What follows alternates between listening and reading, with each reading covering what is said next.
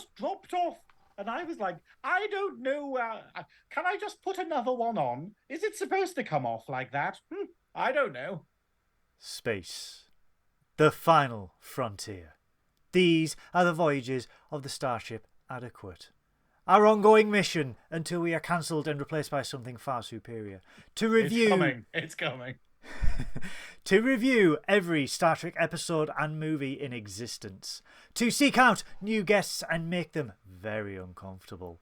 To boldly go where most Star Trek-based YouTube shows have gone before. Hello everybody, welcome to this week's episode of Trekking Up North. Synoiz didn't realise we'd transitioned from the intro. He was still doing his monologue about his willy. However, we're over 7 seconds. You don't we're know fine. that's what we were talking about. Oh, as if I would have Martini a time. conversation about my little wee wee, about my little sin. It's Daddy's little sin. Dude, no, we can't call it Daddy's little sin. Oh, that sounds like a type. That sounds like a cocktail. Oh, hey, a cocktail or a sex offense. But one of them. Hello, everyone. Hello, everyone. Okay. It's a special day on the U.S.S. Adequate. It's Martini Day. Because I love that you were saying, "Oh, I'm going to wait until the episode starts before I start drinking the martini," and then after talking to me for 5 minutes, you were like. So let's get this started then. Yes, we are celebrating this week, ladies and gentlemen, because it is the finale of Strange New Worlds Season 2. Wow. Is that a celebration? Like, I have to admit, okay, like, I was so excited for this episode. I absolutely loved this episode. And then it got to the end. And when it came up with the to be continued, because obviously, cliffhanger, I got this pang of, oh no, I hadn't quite prepared myself for the series finishing. Like, as in, there's not going to be another new one for a while. A long time. It made me sad. I'm very sort of, oh, that was really good, but also I have to wait now. It was. I mean, when I saw the last 3 words "to be continued," I did shout out loud, "For fuck's sake." Because it's been a while. It's been a hot minute for Star Trek to pull the to be continued. I mean, we've had it on Lower Decks, but I mean in an actual live action series, not since Enterprise have we had a to be continued. So I was shocked. I mean, because I wasn't even looking at the clock or anything like that. I was so engrossed into the episode that when that happened, it took me aback. And then, like you, I realised, shit, it's not going to be a year. It could be potentially a year and a half, 2 years, depending how long the strike goes on. Because, guys, Season 3's been greenlit. There has been production, but nothing has been made. But and the strike is going on. How long things take to do in Yeah. Hollywood. And it's this idea of, if the strike ends tomorrow, it's still going to be a year before they get anything written, before they get anything greenlit, you know? So it's still like, going to be oh, delayed. Christ. Yeah, so we are here, ladies and gentlemen, boys and girls, Treks and Trekkers, aliens of all species and corporeal forms, to Except review... Mackham. Except Mackham. Yeah. Fuck them Mackhams.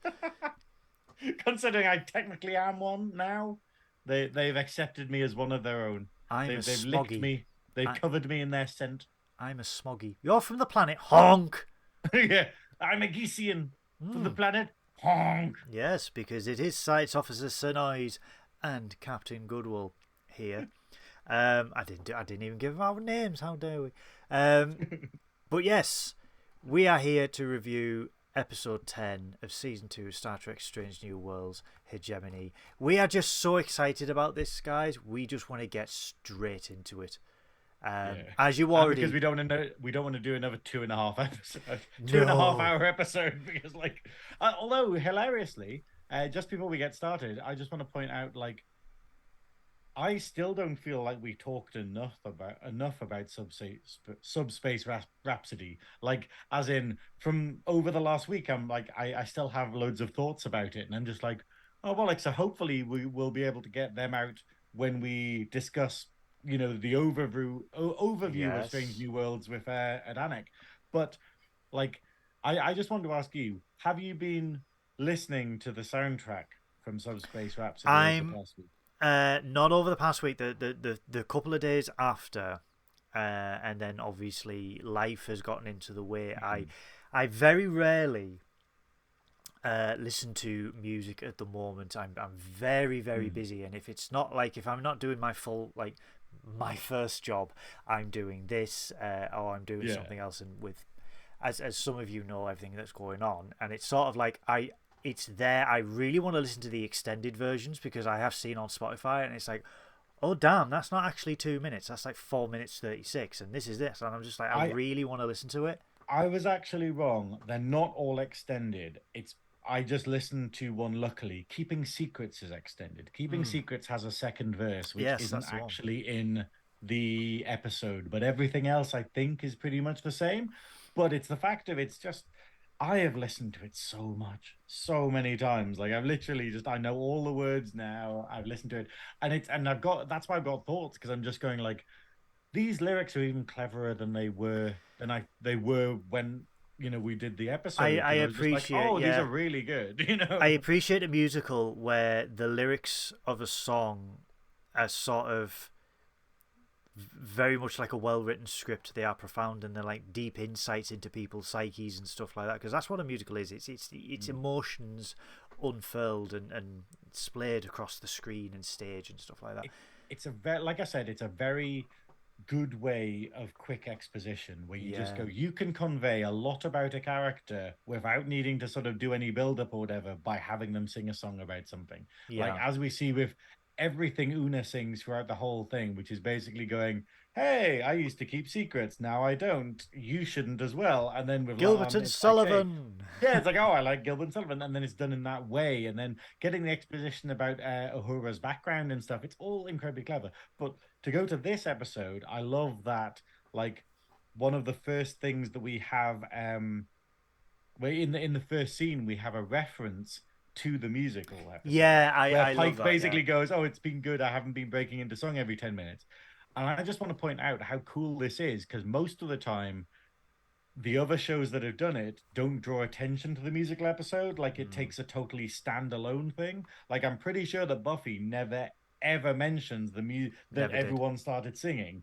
And I'm pretty sure Supernatural doesn't bring it up. It just happens and then Yeah, never spoken of again. So it kind of is cool that Strange New World is unashamedly, yes, we did a musical episode, and yes, it is canon, and yes, it is part of the actual, what all the they own characters it. are aware of. Yeah, Yeah. they absolutely own it. Guys, if you haven't guessed already, this is a pre-recorded episode, so we will be able to Because of see me. we will be able to see many of your slurs in the chat against us. So I apologise, Beth, that your insults will be ignored. But hello to everyone who is watching the video. Hello to all our regulars. Hello to Lee, Paul, Beth, Christopher, Peaches, Lan. So many more. And Ensign Bailey, Mark, if you're in the chat, just hello Yeah. to you all. I just want to give a quick shout out. No, we should do it at the end, okay? But if Yeah. you're on Twitch, if you watch Twitch, you should follow Lee because basically his channel is Supreme Lee and then the letter D. So it's like Supreme Lead Daddy. leader. Because he doesn't have like 50 followers yet, and you need 50 followers in order to basically get all of the cool stuff like channel Yeah. rewards and stuff. But he is an incredibly fun streamer. Like I was watching him when he went live on Tuesday or Wednesday, and I was Wednesday. just like, he's really charismatic. He's really fun. He definitely needs a lot more people following him, especially now he has a child and has a lot of time when he is awake. And So also was sent to the shop to buy milk and returned with £50 worth of snacks, most of them crisp or crisp related dips. Now, I'm not one to toot my own horn, but Lee, when your missus gets sick of you, call me. But make sure I you mean, drop a are you bi for snacks? Is that yes, what you're saying? yeah, yes. And buy for Cheetos. But when your missus goes, get out! DM me. I I will love give that. you my There's no postcode. if there. There's no if, Lee. That's When? just when. When this happens, call me. So Soon. faith in your relationship right there. Soon. Anyway, the episode. Anyway, yes, I'll give the it over to you. episode. Yeah. Season 2, Episode 10 of Star Trek Strange New Worlds, Hegemony. We open up at... It's not funny, Synoiz, it's a promise. We... Okay, so. Yeah. We open up with the U.S.S. Cayuga at stardate 2344.2, orbiting the colony Parnassus Beta, which is just outside of Federation space. The founders designed this colony to be a small Midwestern town, which ironically looks Which is like convenient. It's just like very convenient. It's almost like the filming location looked a little bit like that. It's almost like it's the filming lot to Paramount in Canada. But I was thinking of all the cameos after all the wonderful cameos we had in Picard. I was like, is this just an excuse to get Tom Paris to fucking show up? They're like, look, it's old Americana. Oh, look, you have a God. reason to be here. They landed on Fairhaven. Yeah, he just rocks up in an old American car and he's just like, hello. My whole thing is like random Americana. I am a pilot. Yes, so the Cayuga is here because this is a colony that is settled by humans, but is not part of the Federation. They are outside of space. They want to retain. They are a protectorate, but they are not a member of the Federation. So the Cayuga is there to help them with their agricultural issues and do routine vaccines of the population. Yeah. While Nurse Chapel is there as well. Nurse Chapel is there with the vaccinations. Yeah, Chapel has hitched a ride on a Cayuga to go start her fellowship early with Dr. Corby, who, for fans of the original series and Trek altogether, is who she marries before the events of the original series. But aren't they split before? Yes, they are estranged. So we're not really saying much about Chappelle. Chappelle? Okay, Chappelle! No, She's that's a Vulcan! different person. She's become No, Vulcan. I was saying Dave Chappelle. Wow, he pulls off Jess Bush Dave quite Chappelle. nice. Well, you know, I think to be fair, you know, he looked worse when he was, you know, a couple of years ago, but he looks great now. And I loved his song in last week's episode. But the Go on. Can we start this as a No! theory? Dave Chappell, Nurse Dave Chappell. Do you want a conspiracy? Do you want a conspiracy? I have. Because obviously everything's going on. I'm like, I can't be arsed gaming. I'm going to catch up on my backlog. I watch the reimagining of Hawaii Five-0 that was on Paramount. Yeah. There was a new mayor of Honolulu that came in. Okay. Rosalind Chan. Oh, yes. Mayor Keiko. Oh, it's too much. It's slowly Telling gathering you, power. telling you now. Back in She's space, in power. government now, lads. She's in government. She's achieved an office. She's taken over an island. I fully concur. Her power is too great, so I will. When she makes a bid for power, I'm going to change sides. I'm just, you know, I will betray everyone. Steve McGarrett, you've got your numbers. So, so Chapel is hitching a ride on the Cayuga to start her fellowship early with Dr. Corby. She decides to beam back because she's done everything she can at the colony. She's going to beam back to the Cayuga and do some preparations for the fellowship. So she leaves. Bartell gets a call from Pike on her. Should we call it an iPad? I don't care. Tablet. Can I just point out before this though? Obviously, we got a bit of pre-shadow because you know what we're saying about how we didn't really get two-parters anymore. Like we don't, you know.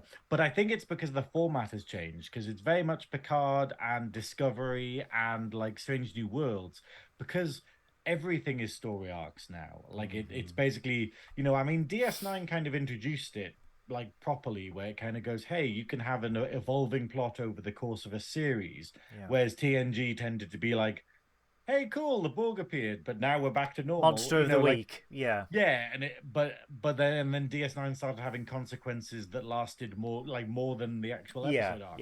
But like now it seems like we don't really get two-parters because it's like, well, everything like sort of Lan's, you know, dislike of you know, what they called the Gorn. Una's the Gorn and Una's race. Illyrians. Yeah, like, you know, her her dislike of genetically modified people, and all of these things are like they're kind of what would be in a two-parter normally, and then you'd never speak of it again, Yeah. pretty much. But then it is, so we don't really have much space for them. Two But Vicks, it, anyone?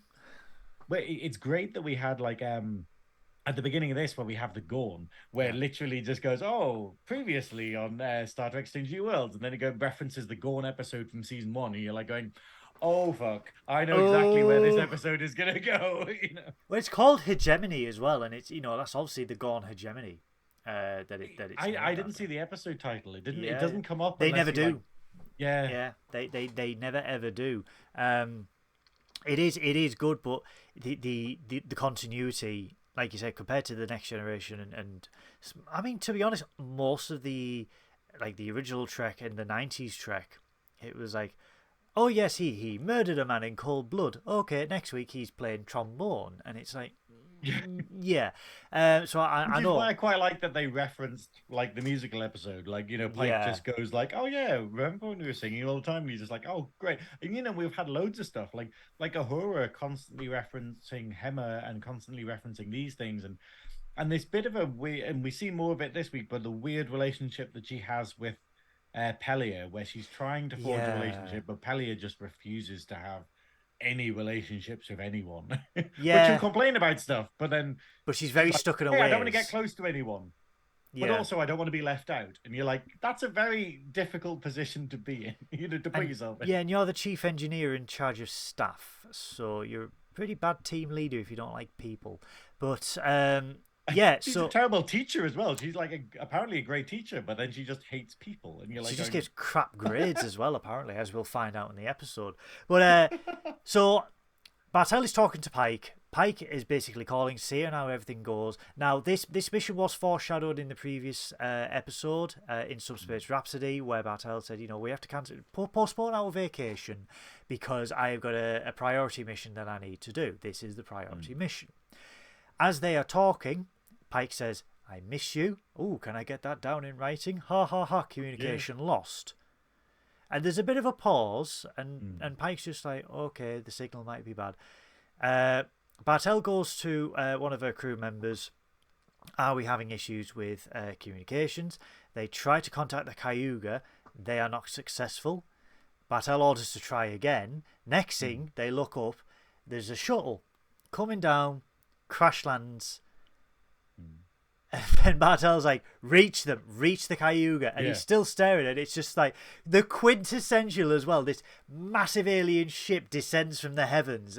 And she just goes, "My God." Yeah, it's like the beginning of the movie. It's Stan Marsh, isn't it? Oh, my God.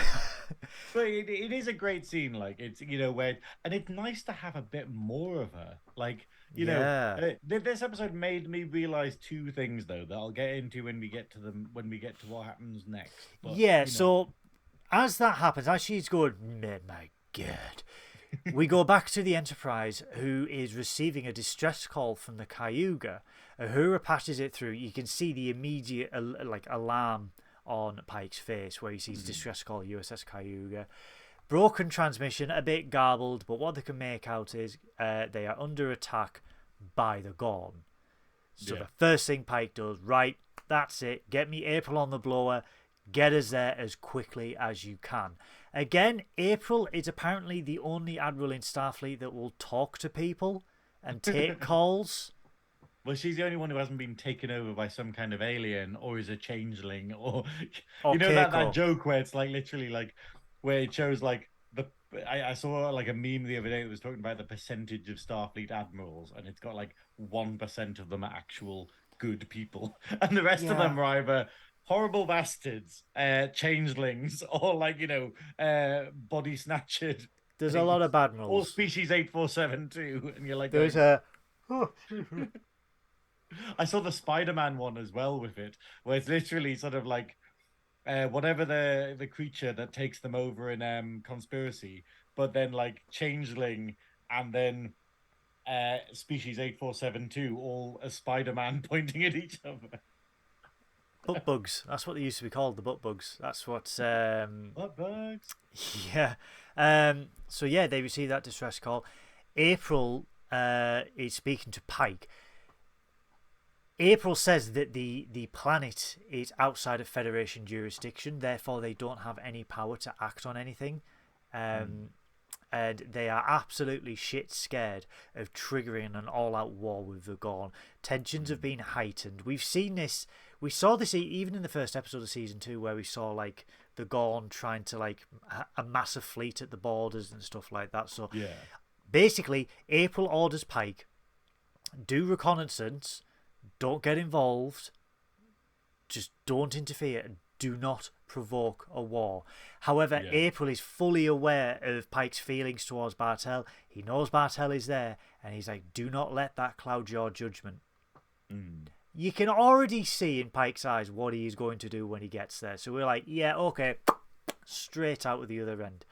Yeah. They warp to the colony world, and the one thing they see is the wreckage of the U.S.S. Cayuga.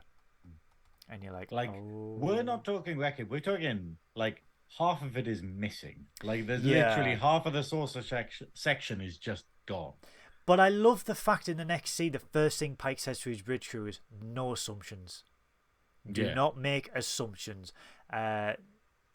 Spock immediately starts to scan for life signs. They cannot scan. There is a blocker. They cannot raise communications, and they cannot use the transporters. There is some sort of inhibiting field emanating from the colony, and they don't know how to get around it or what's causing it or anything like that. Pike then reasons, I believe to himself, to try and justify that she's all right, that Bartel and most of her crew were on the ground helping the colonists, and he believes with all hope that most of them are still down there, safe and sound, and that the Cayuga, was minimal life lost, basically, for want of a better term. So as they are doing the scans, a Gorn hunter ship warps in. Yeah, and then, these are the ones that we've already seen. Yeah, these are the ones we've already seen. The hunter ship warps in, and then Uhura receives a incoming transmission from Starfleet, which has been sent by the Gorn to Starfleet, which is literally just an image of the system that they are in, with a demarcation line that cuts a swathe between the moon and the planet where they are. Can we just talk about how horrifying this is? Like, imagine that you just had an enemy that that doesn't respect you enough to actually try and communicate with you properly. It just literally just sends a demand, effectively, which is what it is. They just go, here's an image of how we want to lay out this territory. We own this, and that's it. There is no discussion. There is literally... Yeah, they have just taken it. Yeah, and it's this idea of... It shows...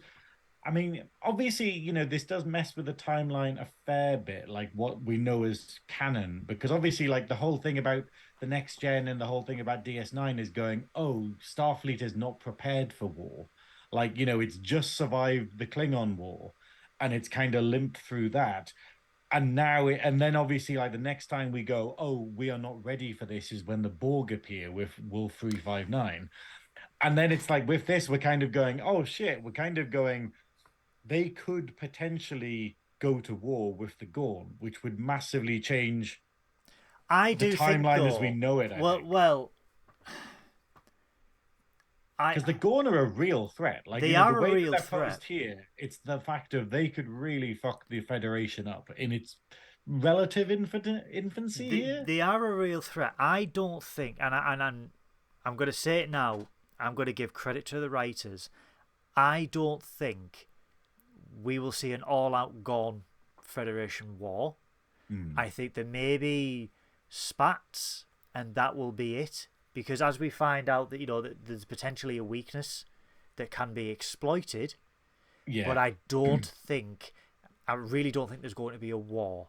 If they've been so careful with the canon all the way through this season, Kirk and Carol Marcus, the pregnancy, how Kirk only met Pike when he was a fleet admiral. Yeah. And I mean, Spock is brilliant. Like his line in his song, I'm the X or whatever from last week, where he says, like, what is it? Unbending reason must be my true north. Where it's this idea of his failed relationship with Chapel is what affirms him Centers that he him needs to again. focus on his Yeah, Vulcan side and makes him into the Spock we know. And you're just like, this is just genius. This is just genius that they've deterred, they've added uh detoured, they've added new stuff in, but then they've also gone, yeah, but we know how we need to end up. And I think yeah. that's beautiful, really, rather than being like, oh, we totally changed the character because it was boring writing like that, which is what I think a So, lesser show and lesser writers would do. so I have faith that they won't screw. Like judging from this season, I have faith that they won't screw the canon up that Well, much. I think obviously spoilers for further in the episode, but it's the fact of because they've kind of got the Gorn's weakness and they've had time to work on it, it kind of negate it. It's as if the week after Wolf 359, the doctor was there and went, "Oh, I've created nanoprobes that can Yeah, like take Borg." If it was that, you'd be like, "Oh, cool, the war's not going to happen because we've already solved the problem." yeah. That's how it feels like they've addressed the Gorn here, which is cool. Where it means like in another reality, maybe the Gorn are the big wake up call that the Federation needed. Yeah, yeah. So I've lost where. Yeah. So we We're see talking the about yeah. No, no, it's destruction of the fine. Kaluga, Yeah, and the blocking all the the signals. demarcation line that we've received that basically says this is ours. You stay on this side. F off. TTFN. Pike immediately does the old Picard ready room, Yeah, whereas Picard's just like conference because whenever there's a disaster, you have a conference. I have to say how amazing. I loved Una in all of this because of how Mm, crazy pragmatic they are. Like, yeah, how they're number one, and then throughout this whole thing, they're just instantly like bang, bang, bang, this is what we need to do. And I love that. Like I genuinely love that we have so many characters who are just good at their jobs, and it's wonderful. And it's what I loved about Star Trek. yeah. The idea of like they had human failings, but then they feel like military people where they're like, cool, yeah, I do have all of these insecurities, but it doesn't affect how I do my job because I've been trained to do things But professionally. it's also Like, it's also in this next scene where Pike goes, "We have been told to stay here, therefore I am going anyway, but I am not going to order you to follow me. I will hmm, only need volunteers because at least if anything does happen in a military tribunal, they can say, well, they acted under their own accord. yeah, They were not ordered or anything. They were not coerced, shall we say, by Pike. They volunteered. Naturally, they all volunteer. Spock hmm, especially because he wants to find Chapel. yeah. And he hopes that she's on the surface of the planet with the rest of the Cayuga crew. I mean, the last time they spoke was not an argument. Well, it was technically It was sung, but bitter. it's this idea where it was a bitter breakup, and then to think that he never gets to speak to her again, that's Yeah, pretty hard for him. it is pretty He hard. feels emotions stronger than anyone else. Sam Kirk walks in and also volunteers because he wants to study the Gorn up close. And Lan goes with a phaser, and he's like, "How else would we determine the best way to kill them?"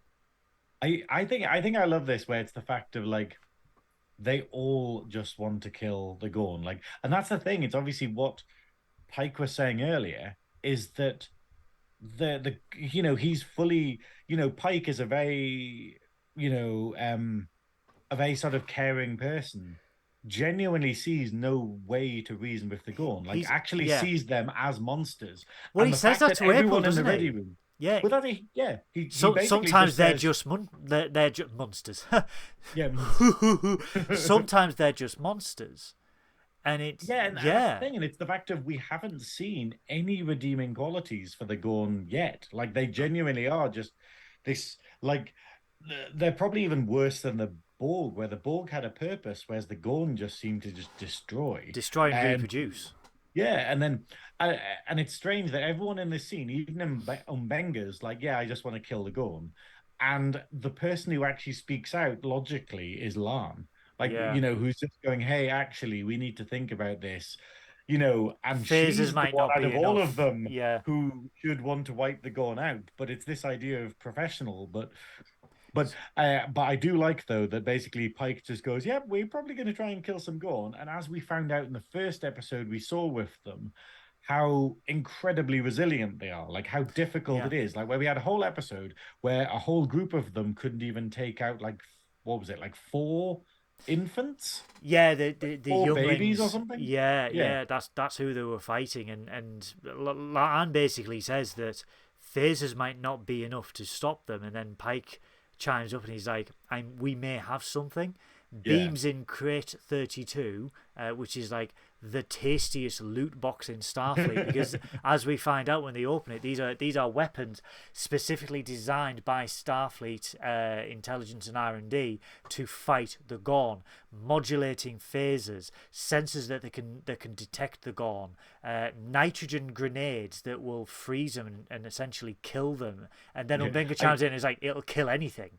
Yeah, I do like the idea about this, where it was like, I saw something where it was talking about ways to kill a vampire, and you're like, oddly enough, a lot of these are ways to kill anything, like Yeah. chopping its head off, and I'm like going, okay, cool, you don't need to be a vampire to die from that. I love Ortegas' little thing though, just break in case of war. I know what is it? It's like I wrote it down where just like, oh, break in case of Gorn. Yeah. Also in this scene, this is what I was saying though. Like, imagine if they had the stuff to research. If the Borg didn't teleport or melt their dead, and they could do this level of research on them before, after Wolf 359 or after the first occurrence of them, we would have been able to deal with them better. Yeah. And it's this idea of how amazing Starfleet's research and development is, that they've been able to actually go, oh, the Gorn are becoming a problem. We need to find a solution to the fact that they're immune to our weapon fire. But yeah, also in this scene, I just want to point out, like, there is a lingering shot where we just see Sam's ass for a while, and I knew it was coming. that's pert. That is pert. Now, I'm not saying we need more screen time of Sam, but I'm appreciating additional angles of Sam Kirk. Christ. The joys of 4K streaming. Back on. It's the mustache. Thank you, Strange New Worlds. Yeah. Thank you, Paramount. Writers, be paid fairly. This is why I don't control the images, because the images that you see along the bottom, they would just be all that shot. They would just be that down there. Other stuff happened in this episode, but I'm not gonna. I kind of feel awful. I kind of feel awful now. I deliberately eliminated the one image with Sam Kirk in it, because a lot of people don't realize. I'm logging off. A lot of people don't realize the ticker banner that's going across below. Paul kindly formats that into the film reel that you see. Now this is I am stupidly idiotic that I don't own Photoshop. I own a dodgy version called GIMP. So GIMP isn't a dodgy version. GIMP is a perfectly valid really is. It's software. Photoshop from 20 years ago. So, but what happens is, Paramount do press releases and they go, these are the images for this week's episode, and you think, brilliant, we can get it done, we can get previews. However, whoever releases these seems to think that formatting is not an issue. So JPEGs are framed all over the place. You will have a widescreen, you will have a 4:3, a 16:9, a 5:7, and then I'm sat there and I'm like, Paul's gonna kill me when he sees this. Because we've got a lovely square film and I'm just like, I can't. So I had to omit Sam because it was just literally the worst 4:9 of Sam that you could ever imagine. It was literally like, there's the frame and it was just his mustache. And I was like, why? That's all I need. That's enough for me. But why release like just that? Do you know what I mean? Weird, though. Like, usually press things kind of have a kind of standard. It's a press pack. To them, but yeah, it's a standard. It's only been since Strange New Worlds, because the Picard press pack was fine and never had any issues with it. This is just being like, oh, this is a portrait, this is landscape, this is widescreen, this is anamorphic for some reason, and he just like fucking. Also, anamorphic is one of my favorite drag queens in Newcastle. Oh wow. Yeah. Are they wide? No, surprisingly, quite small though. Quite small. Ah, it's an ironic name. It's like Shorty. That's it. Shorty. Sorry, go on. But yeah, but no. So they've got the weapons that can actually fight the Gorn. So they're actually armed to the teeth with stuff that will actually work against the Gorn, which is kind of great. And then in the next scene, basically they find out that well, they're talking about how the hell they actually are going to cross the border to get to the planet in order Without to being like, look for noticed. survivors Yeah. without being noticed by the gun. Because as soon as the ship goes anywhere over that line, it's going to get detected and probably shot down. Yep. And then it's Ortegas who points out that, hey, look what they're not attacking, this debris field, even though their sensors should be picking it up as a threat because it's moving around and stuff. So she works out that yeah, basically if it's debris, then they're not noticing it. So she suggests, oh, we could get a shuttle, disguise it as debris, turn all the engines off, and just have it kind of float like through the debris field, and they're not going to actually notice it. Can we And then can we just point out as well, and I'm sorry to interject here, when did it become I do it all the time. when did it become socially acceptable to just play the red alert noise when at red alert at all times? The red flashing lights and the actual words red alert should be enough to make you alert, not just for hours on end, because Someone hasn't got to the end of a Resident Evil game and it shows. You know, yeah, I would murder a bitch. where you're literally just going, oh, the last 5 minutes of the game, well, half an hour of the game is literally just going, I'm so sick of that fucking Simon. Yeah, you know, it's like, I would just blow the mansion up. I don't care anymore. I would murder a bitch. But yeah, so Ortegas comes along with this plan where it's, well, let's just take, why don't we just disguise ourselves as debris and just cross I mean, straight I'm through the line trash of sight? normally, so it's fine. So by doing this, Ortegas has basically volunteered herself to be the pilot of this. Well, I love this where basically she points out, hey, we could totally do this. And then Pike's just like, that sounds incredibly difficult. You should come with us. Yeah. And then Higgis is like, oh fuck. Like realizing that she's just When volunteered they are herself. doing it. But then Pike points out, hey, I thought you wanted to be part of an away mission, which is referring back to the should have been an Ortegas episode episode earlier in the series. Where so it's this idea of be careful what you wish for. I think where basically she's not just on an away mission, she's on the most dangerous away mission they're going to have this entire series. So they decorate the shuttle in wreckage and they are flying through. Now I have two things I wanna ask about. Well, not ask, two things I want to raise about this. In space, you don't need constant thrusters or anything like that to propel you, because you'll just remain at that velocity until a force stops you. Which we see later. Now, if you are going past the if you're crossing that demarcation line, and they've got sensors, why is your engine still on? You would just literally just turn off and just float in the general direction, right? So that's my one point. The other point, the reference zombie movies where you dress up as a zombie so you fool the other zombies. Now, I don't know if you've seen Serenity. I have, but not for a very long time. I saw it when it came out. This was about 20 years ago. This was very when they decked out the Serenity in Reaver styles with skeletons and wreckage and stuff to disguise themselves as that. I got very strong like Reaver Serenity vibes in this scene where they're just like they're covered in scrap and stuff like that. It could be a reference. I hope it is. I really hope it is. This is the thing though, I was watching this being like, hang on, would that work with zombies? Like I was saying, like I've never seen that work in a movie, but then like I'm sure there are movies where that happens, I just can't bring any to mind. But also it's the idea of, well, actually, how is a zombie going to tell that you're not alive? Because it's not as if they can smell. It's not like they're a predator where they can smell that you're warm-blooded or they can feel your blood or anything, because the whole point of a zombie is that it's just sheer like will alone. It's a parasite controlling a corpse, essentially. Yeah, that's it. So it's this idea of going, well, actually, yeah, you probably could fool zombies, because if they just go, oh, you don't look like you're tasty, then that's all they can go on, I guess. Is it just looking tasty? I don't know. Like, I suppose, to be fair, there is no consistent law on zombies. But then again, it kind of works. The euphemism works. But I love what Spock says, where it's like, Una just goes, oh, have you never seen a zombie movie? And Spock's like, I've never seen a zombie. I have seen movies. I'll add it to the list. I'll add it to the list, yeah.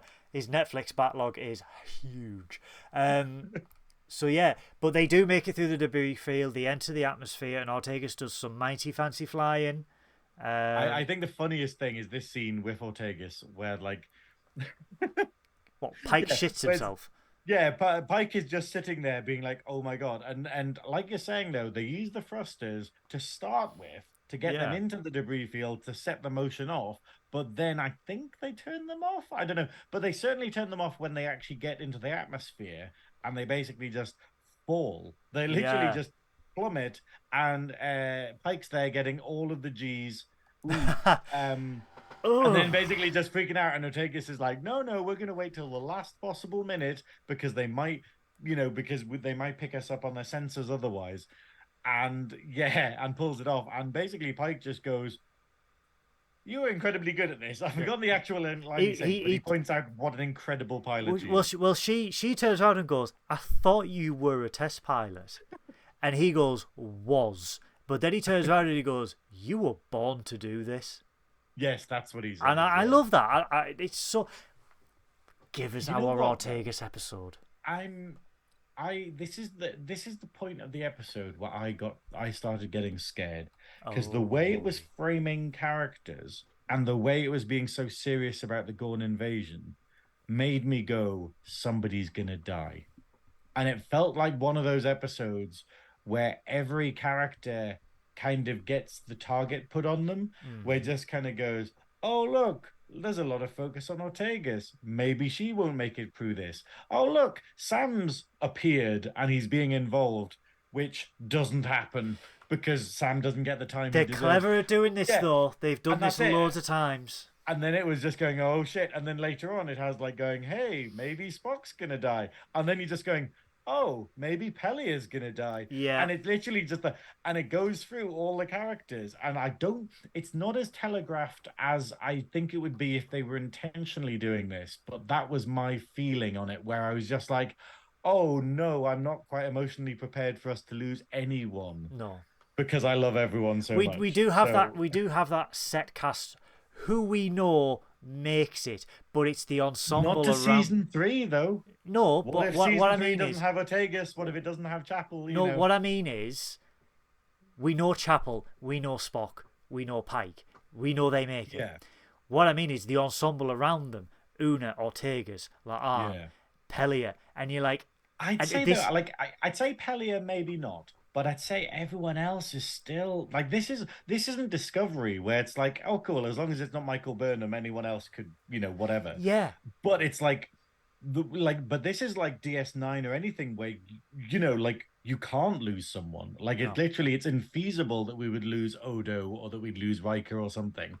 And this feels very much like that same level of no, we like Ortegas isn't a secondary character. She is one of the main ensemble, But like, this is again a but testament. Sam isn't. I'd say Sam isn't, and I'd say Pelia isn't. Sam survives. And We Chapel know. is, but that thing where I'm like, oh, I'm worried. We I'm worried. What know. if they kill one of the main ones off? We know Sam survives. We know Chapel survives. This is that. What I'm saying is, it's a testament to the excellent writing that we love these characters who we've only known for essentially 2 seasons, but we love these Yeah. characters so much that we're like, if they die, we riot.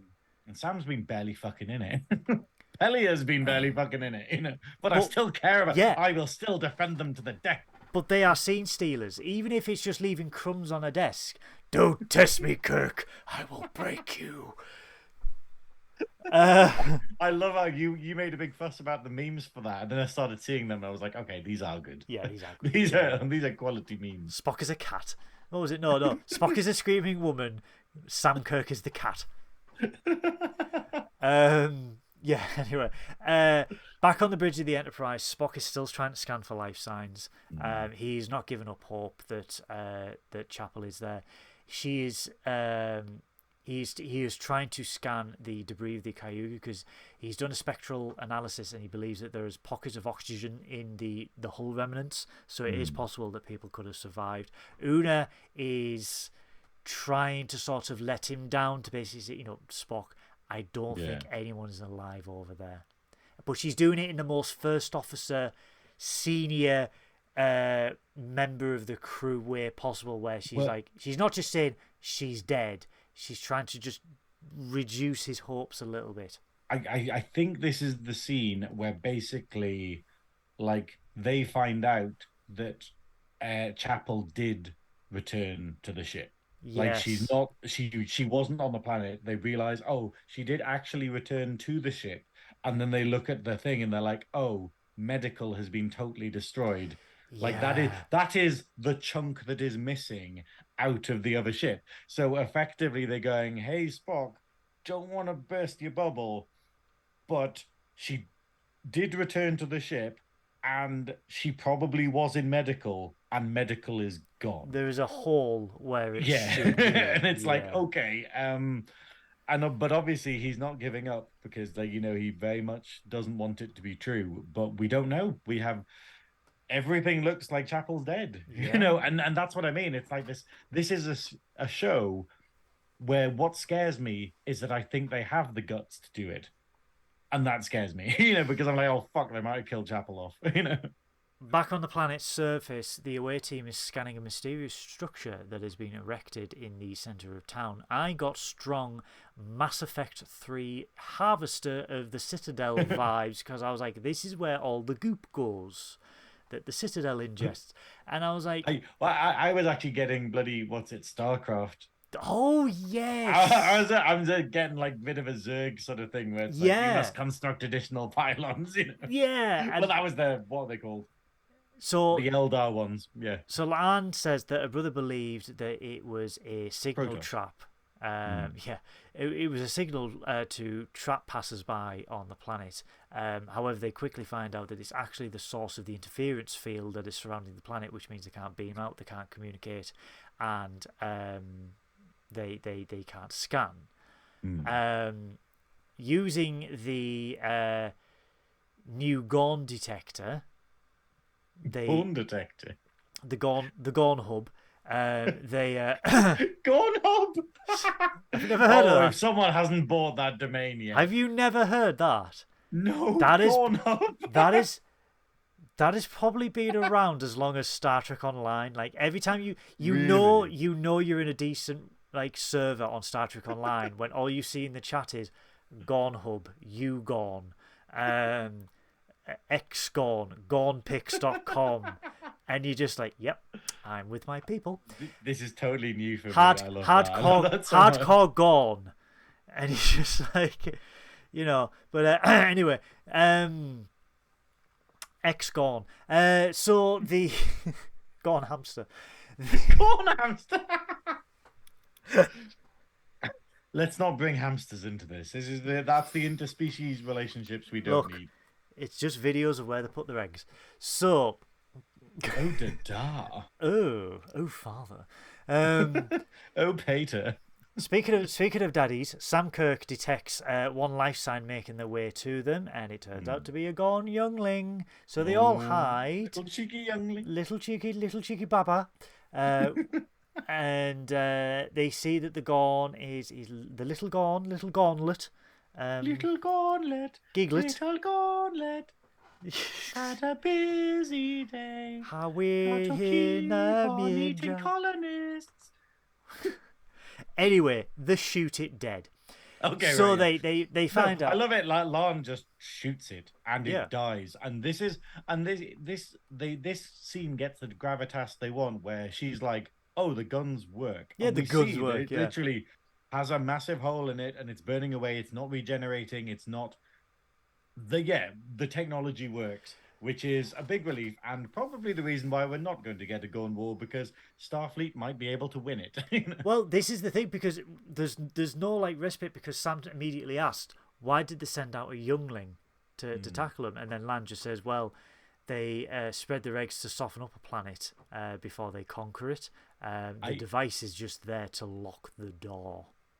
Yeah, I quite like though that for this whole thing, like this is a strange episode because this is like the episode where we get to see Pike at his weakest. Because Yes. Pike has always been strong. Like we've seen every side of Pike in this series so far, where we saw him kicking ass in the one where they lose their memories, where we literally see him brutalizing, the fuck out of someone, in a fist fight, and like we've seen everything, and this is his turn to be irrational This is his turn to show what kind of captain he is, where basically his fault, his fault is being caring too much.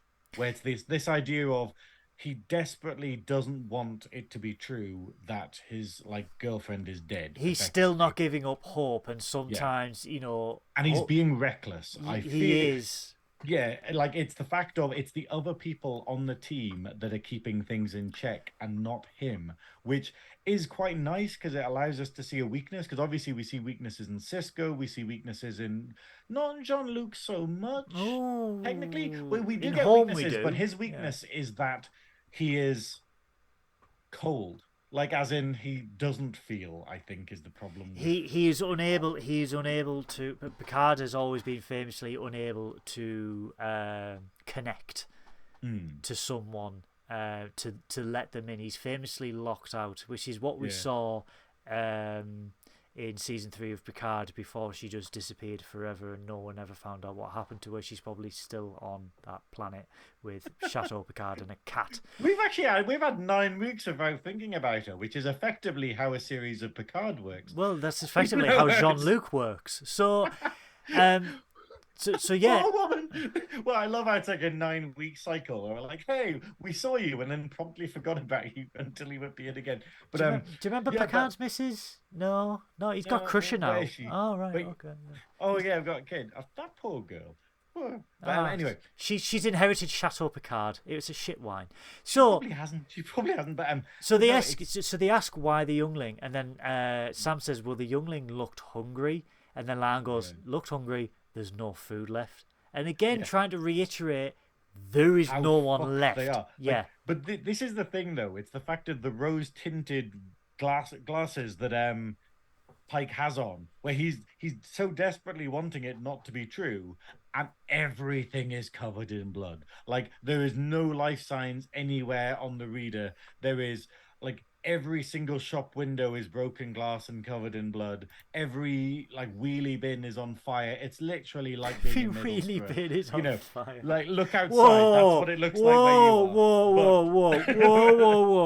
Whoa. I know. This is a real planet we're talking about. It's not like Middlesbrough. We have wheelie bins. No, the ones that haven't been nicked yet.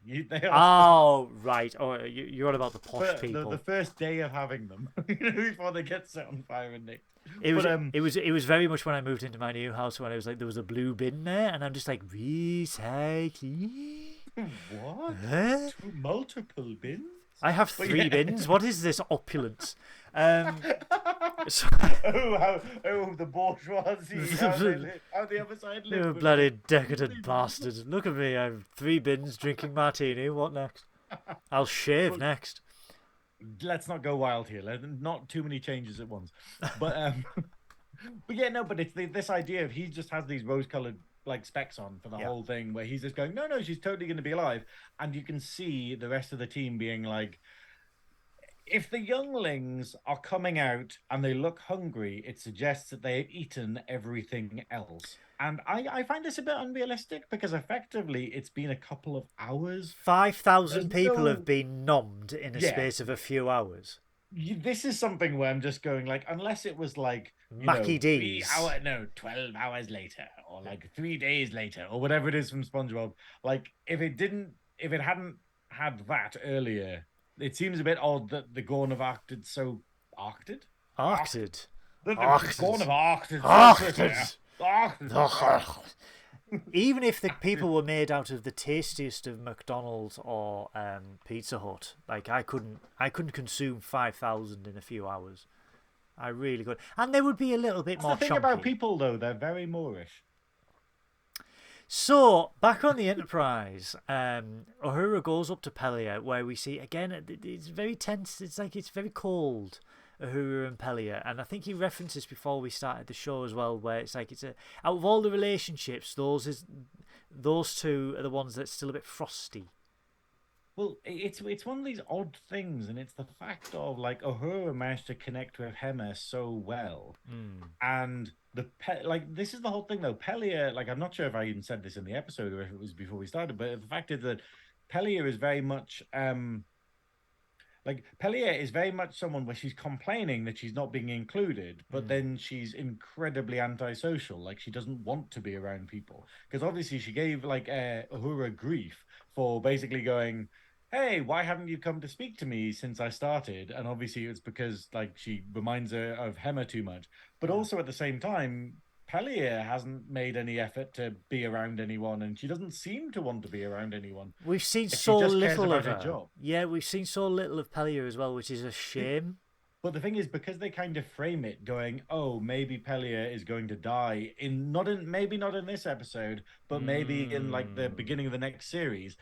But I'm just like, you better fucking not, because we need so much more from this character rather than just being like, oh, we need an engineer for a season and then we just get rid of them. I Which have a I theory will be about that. annoyed.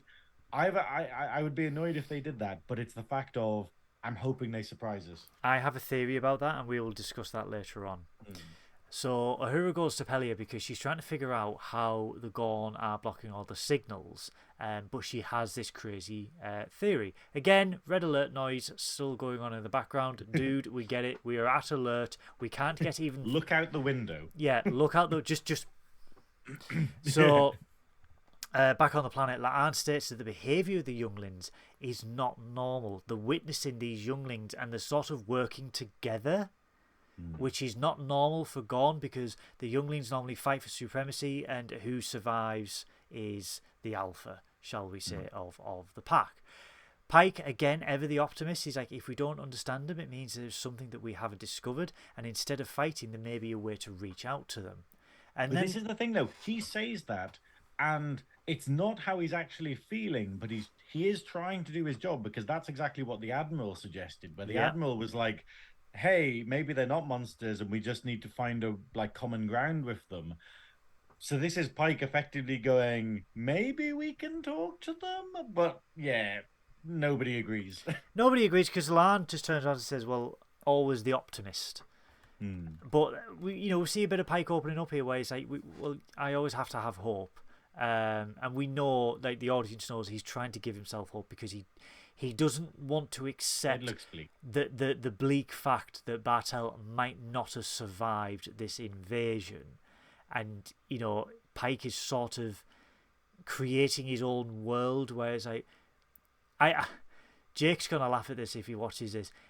It's the pig episode where Homer's got this pig for a barbecue. Lisa has become a vegetarian. She kidnaps the pig, and then it just goes through all these manners of shenanigans where it goes down a river, and Homer's going, it's just a bit of dirty. It's still good. It's still good. It gets shot out of a sewer pipe. It's just a bit airborne. It's still good. It's still good. And like, he's yet to receive, he's yet to get to that fact where it's gone. Yeah. So, but then there's a little bit of a joke between La'an and Pike where you have to have optimism, and La'an goes, well, she'd have to be some sort of woman to put up with you. And I'm just like, dude, that's your captain. I quite like this though. The fact is like that Pike is, because this is what happens though. It's very much like that in real life, where if you give people an inch, as in you're amiable with them and stuff like that, it does allow them to get very comfortable with you, where they can like make jokes at your expense or poke fun, and that's just part of being liked. It is in that kind of way. Like she would never say that to someone that she disliked. She would never say that to someone that she didn't like feel close to. And I think it's a mark of how, and we wouldn't really get it with the other captains because they're always aloof. Like the other captains are all very much, apart from say one or two. Here, yeah, they are here and you are there. Like maybe Kirk, maybe Kirk. I would say certainly not Janeway, certainly not Cisco. No, I would say Cisco. Jadzia. Yeah, unless it was Jadzia. That's because they have a special relationship. And then Archer and Trip because they were best friends. And it's like, yes, actually, I had forgotten there are those people where, like with Pike, it's the whole senior staff. Yeah. Whereas most captains like Archer, Kirk, and stuff like that, it's literally one or at the very most two people with McCoy and Spock with Kirk. It's very rare that the seniors... I mean, even... It took 35 years for Riker to take the piss out of Picard. Yeah, that's it. Actually, yeah, to be fair, all of the captains do have someone. Like, for instance, I think the only person who could do it with Janeway is probably either Seven later on after they've got the mother-daughter thing going, or Tuvok, but then Tuvok never would. So, they're the only ones who I think are close enough to do it. Or I don't think Chakotay. anyone else. I don't know. It's always with Chakotay, it's always respectful. Like he Yeah. will say stuff, but it's never sort of. I don't think it's jokes at her expense. But you're very right that it's yeah, Riker and whatnot like would, but with yeah, no, it is strange that it kind of works like that way. But with Pike, it's the whole crew because we have Ortega's poking fun at him. We have Una doing it throughout the series. We have like, we have this, and I think that's wonderful. I think that shows what an endearing captain he is and how his actual style of leadership is.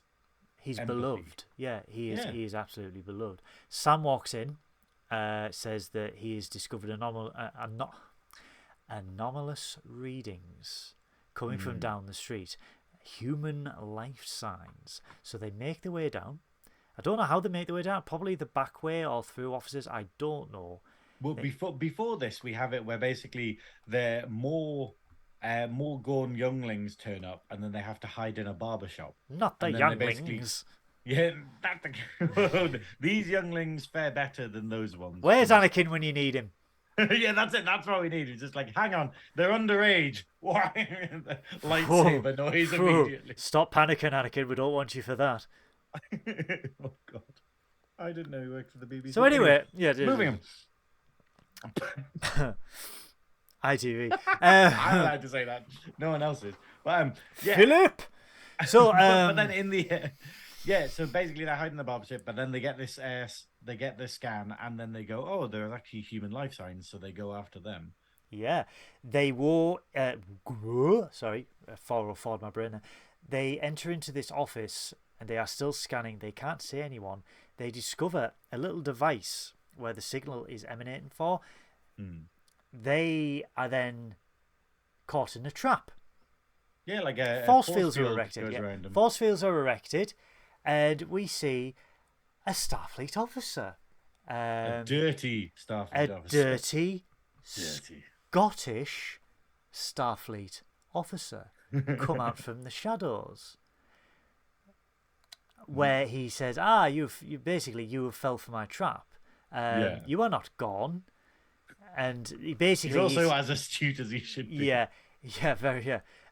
He set a trap to basically trap the Gorn in there. He's created this system, but Synoiz, this Scottish Starfleet officer, is Scotty. Yeah. Holy shit! First of all, immediately background check. Martin Queen. No, not Martin Queen. Why is that saying Martin Queen? Has my spell checker gone? I don't Absolutely. know. Let me just double check. I want to get his name right because I will get him on the podcast. So help me God. Martin Quinn. I don't know why it said Queen. Martin Quinn. Martin Quinn. I am but a queen. I am just a queen. This is the first Scottish Scotty. Because Martin Quinn actually Scottish. Martin Quinn is actually Scottish. So props to Paramount. Took you 57 years. This is like the first years. time they actually cast a Native American person as like sort of as a Native American. They're just like, oh wow, we can actually do that. So we find out it's Lieutenant J.G. Montgomery Scott, and I'm like, oh my God, we are actually getting Scotty. But then, like you, I was like, oh, hang on. Oh yeah, I'm just like, here we go. The target is locked, and I'm like, no. Has Pelia done a will? Has Pelia done a will yet? That's it. I'm just like, oh fuck. But I think they sort of cover that by the say he's only a lieutenant junior grade, so he's literally just come up from an ensign. So he's fairly green. He's not experienced. So he's no way he's going to be a chief engineer in that short time. Yeah, that's it. What I'm hoping is that they're doing the same as they did with Kirk, where they basically just go, hey, here's Kirk, and then next season here's a bit more of Kirk, and then the season after, okay, now he's a main thing. And so Pelia trades him. Yeah, so I think maybe they're gonna have it where Scotty sort of is in this and is in the next part, and then goes off and does something else, and then comes back later after something's happened to Pelia or after she's left, but Potentially. gives us time. See. This is one of the things where because the new season hasn't been written yet because of the writers' strike. Hopefully, this means this might save Pelia. Because if the writers, when they wrote this, were going, "Oh, she's just a stopgap character," but then everyone's like, "I fucking love Pelia. Yes, We need because they've more had a Pelia." chance to breathe. Yeah, and I Yeah. think maybe that because they're going to see all of the fan reactions to this, they're going to be like, "Okay, maybe we'll hold off on having Scotty take his Well, place." this was the issue with Terry Metalis, because obviously Shaw, like,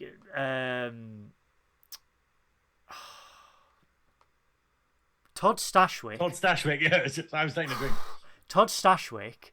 Also, I was, just listened because I'm not listening to them in order. I just listened to the Shuttlebod show episode where they have Todd Stashwick, and it is incredible. Wow, yeah, I did not realize how funny he is, how much depth he has. You should definitely watch it because, like, well, or listen to it because he is just.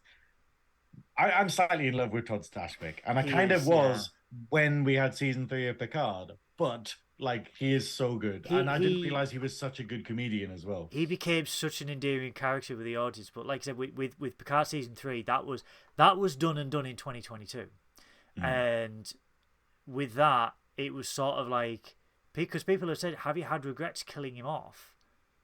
And he's like, but he's had to legitimately think of a way that they could potentially bring back Todd Stashwick's Liam Shaw in Star Trek Legacy, because let's not beat around the bush about this.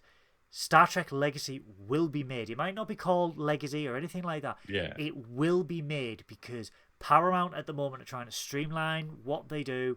They realise that all Trek all day, every day is exhausting. We haven't had a pit stop since February.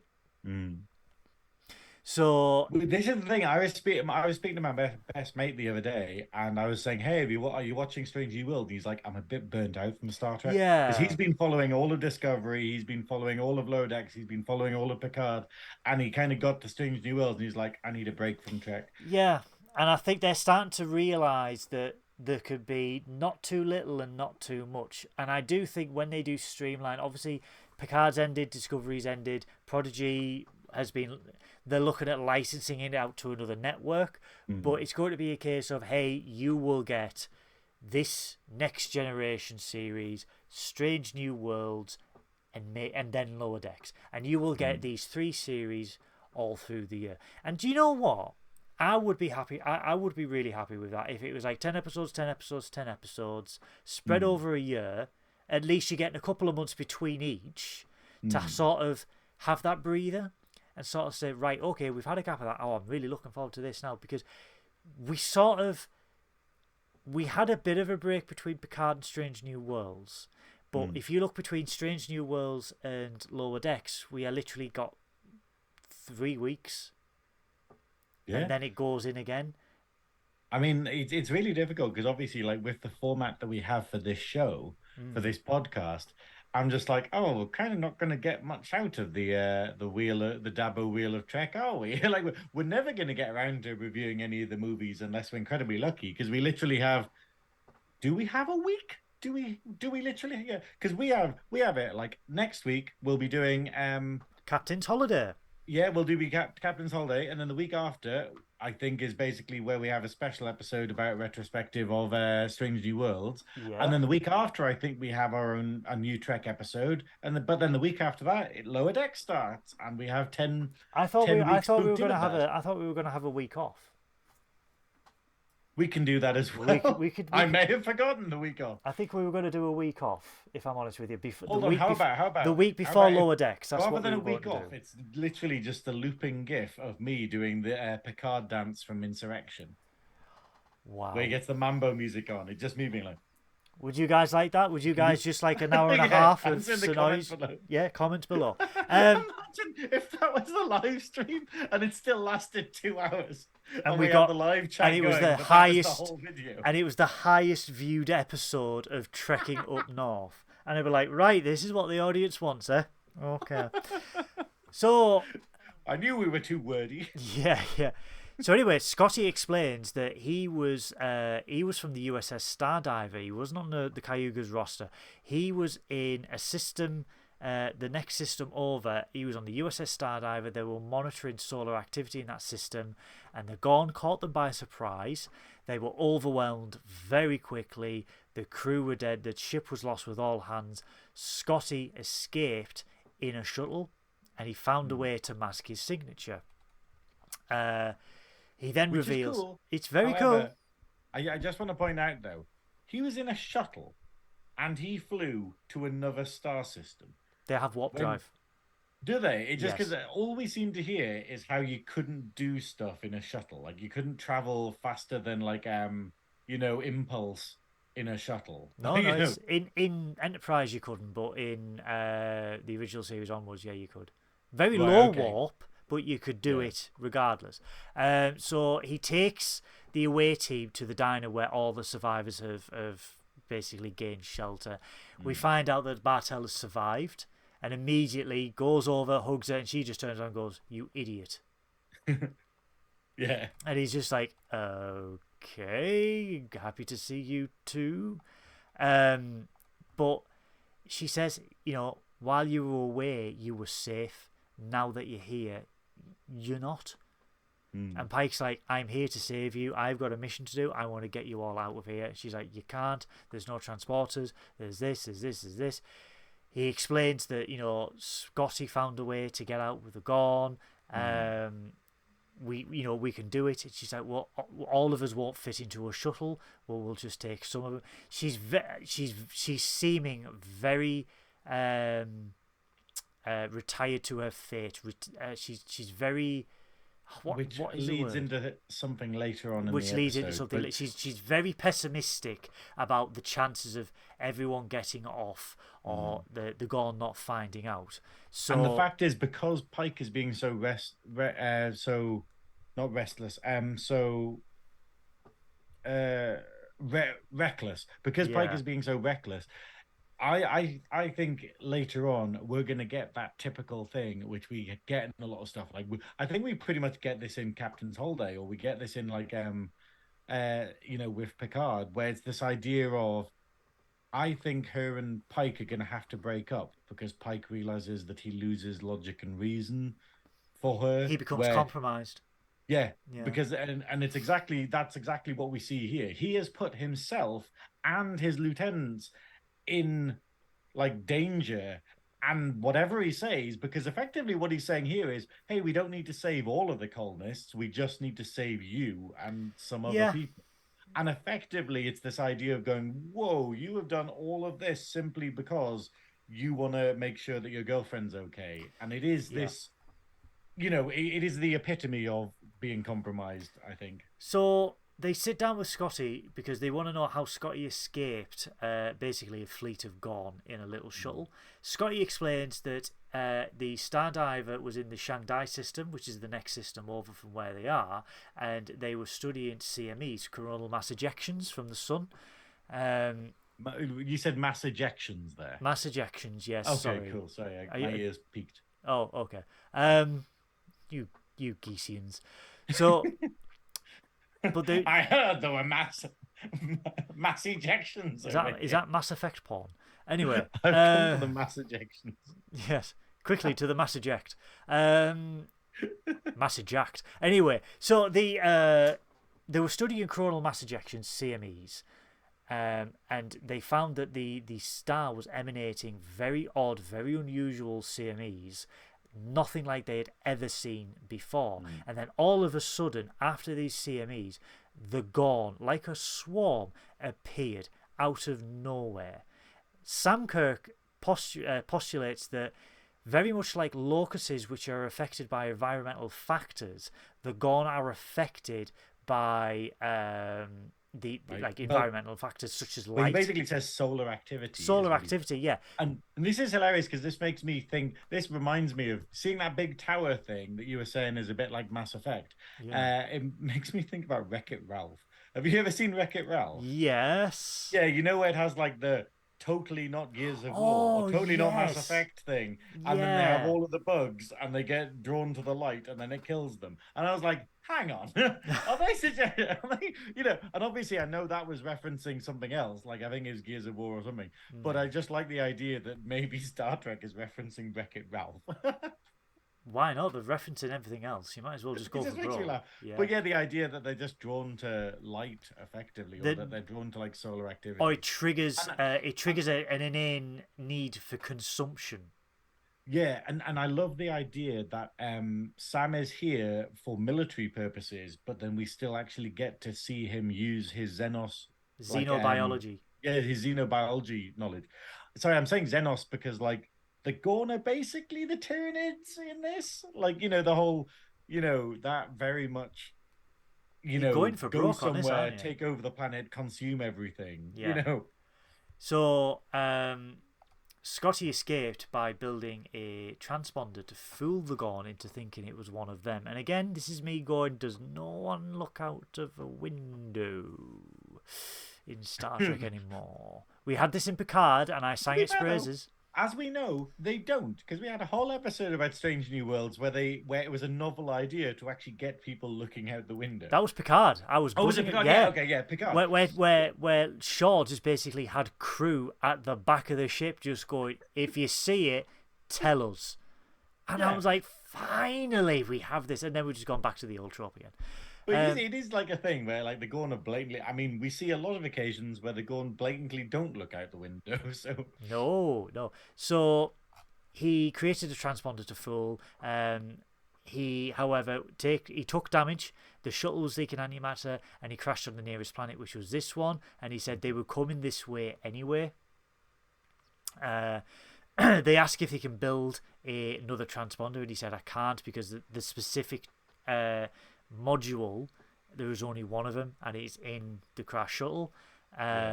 All while this is going on, we get a nice scene between Ortegas and Mbenga. I do like the exchange between these two in the last couple of episodes, with episode 8 and this one, going on about how much they miss Chapel and hopes that she's all that she's okay. Back on the Enterprise, Spock detects 2 more Gorn ships that are entering the system. Pelia and Uhura come to the bridge, need to speak to Spock and Una. Because they found out where the signal is coming from, and it is a structure that is not native to this colony. So it's something that the Gorn have brought with them. Yeah, it's something. And so basically, they've got some kind of device that they have set up that basically blocks everything. So they realise that they cannot fire on it with conventional weapons. But because it's on the other side of the planet. It's on the other side of the planet. So because line. it's on the other side of the planet, they can't get near it, because that would require them to cross the line. They can't shoot it because it's not like in firing range. So how do they deal with it? And then obviously, is it Una who suggests it?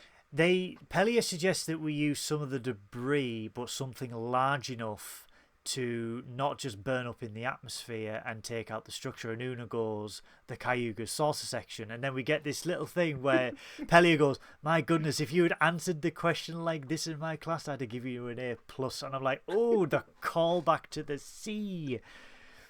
I just love the idea that like we don't see much of Pelia, but she's someone who's very much, everyone knows who she is because they were all taught by her effectively, and that they're just like, oh god, you're a nightmare teacher.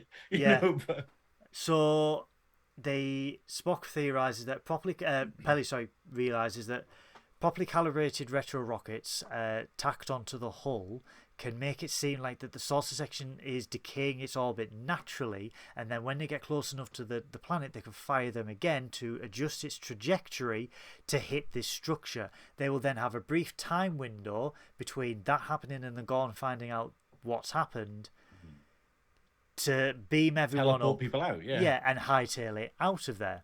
Spock states that, well, no human can plant these rockets on here in the way that I can do it. Only I can do this. Wait, the fact that it needs to be so incredibly precise, the way that these rockets are set up, because effectively they're just like, hey, okay, there's a tower that is only probably a couple of meters wide. It's less than 100 meters wide, effectively, and they have to crash a ship that is traveling through the orbit into it. It is the most precise thing, and Spock basically points out no one else except him can do this calculation. It's like, and this is where I got scared though, because I thought what it was going to be is that Spock has to do this, yeah. but then it ends up being Pelia taking over because it's very dangerous what they're doing. And I'm like, oh, it's going to be Pelia taking over, Did and you then Pelia's think going that? to die. Did And that's you what I think that? thought. I thought Oh, like wow. because I didn't really understand what they were saying. I thought that they were talking about actually piloting the ship in. Like, so basically driving it, and therefore it was going to be one of these someone has to be on it when it crashes kind of thing. It's very But much. then, as we see, that's not what they were suggesting at all. It's very much shooting a needle in a haystack from 5,000 miles away with a BB gun. Yeah, it's like it's so precise what they have to do that only a Vulcan with their immense calculation processes that can just, this rocket needs to go here at this exact degree, because they're only retro rockets, they don't move or anything like that. So it's like we need to predict where the saucer will be when we fire it, and then when it decays we need to know exactly when to fire them again to adjust that, all the while masking the fact that we are actually doing it and making it look natural. And you're right, like no human could sit there and calculate all that within 5 minutes, and Spock's just like, yes you do, just this and this. So it's natural that he volunteered. Back at the diner, everyone is asleep but Pike, so he tries to sneak out, but Bartell catches him and goes, where are you going? And he's like, well, I'm going to find Scotty's shuttle to try and take this transponder to help us get out of here. Yeah. She then says, well, you're not going to do this alone. And then Scotty, being Scotty, this is a Simon Pegg Scotty that we get in this bit here, where he's just like, sorry for overhearing, but it's kind of hard not to when you're literally talking where I'm sleeping. Yeah, just blatantly listening in. Yeah, so, blatantly listening in. So they all decide, so the three of them, they all go to find this shuttle. Back at the Cayuga wreckage, we do get a lovely close zoom in of the wreckage, very detailed, all the severed decks and everything. We hear muffled warnings of the computers. Who was on the ground next to all these dead people? It's Nurse Chapel. Yeah, so Chapel has survived, thankfully. We're very pleased about this. Very pleased. In a pocket of oxygen that Spock was right about.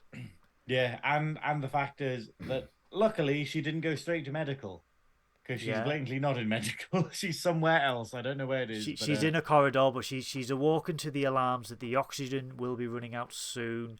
She diverts power from other systems to life support, which gives her about an hour. So she's like, okay, an hour, I can work with this. She sees the Enterprise or a starship or whoever it is out there. First thing she does, because they mentioned this at the beginning of the episode where they lose comms, where they can just use signal fires and lights and stuff like that. First thing she does, she gets a torch, she goes out the window, and she's just like, yep. And well, she attempts to do that, and then the torch stops working, and she's like, okay, need a backup plan. Well, Duracell, why are you not in the 23rd century? That's what I want to know. So she needs a backup plan. Where am I? Where's my notes gone? There we go. Spock is on his way. As she is doing this, Spock is on his way with the retro rockets. Very into darkness, I thought about this scene as well. Going through the wreckage of the Cayuga.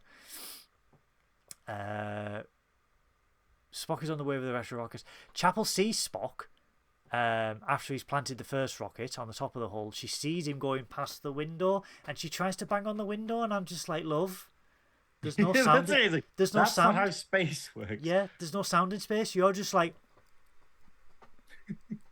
It's just like, okay. Yeah. She tried, you know. Yeah. So she decides to don the spacesuit and leave the ship. The conveniently placed spacesuit. I love how she's like, oh, I've got an hour, and then that spacesuit is blatantly going to have an oxygen supply. Yeah. So you have more than an hour, love. I am outie 5,000 on this one. The away team arrive at the shuttle. They find the transponder, which has been fused to the panel. So Scotty asks Pike to help to remove this. All the while, Scotty asks Bartel to find an ion welder. As she does this, you hear the mumblings of a Gorn youngling. The Gorn youngling appears, and you're like, "Oh, is this it? Is this where someone's going to bite the dust?" Well, hang on. Scotty obviously survives. Pike obviously survives. Is this when Bartel bites the dust? Yeah. And the very reminiscent of Aliens happens. The Gorn gets right up to her face, looks at her, they stare down each other, and the youngling leaves. And immediately the alarm bells in Pike start ringing. Yeah. Because he just wants to know. He's just like, what happened? Yeah, like why? I didn't get this. I was being dumb. I didn't get what the I sat down and I was like, thing oh, happened, no. and I thought, oh shit, it's gone to go and get friends. Why aren't they more worried about it? Yeah. But obviously, it's a different reason. Yeah, I sat there and I was like, oh no. And that's the it was an episode where I said stuff out loud, so I was like, oh no, oh no.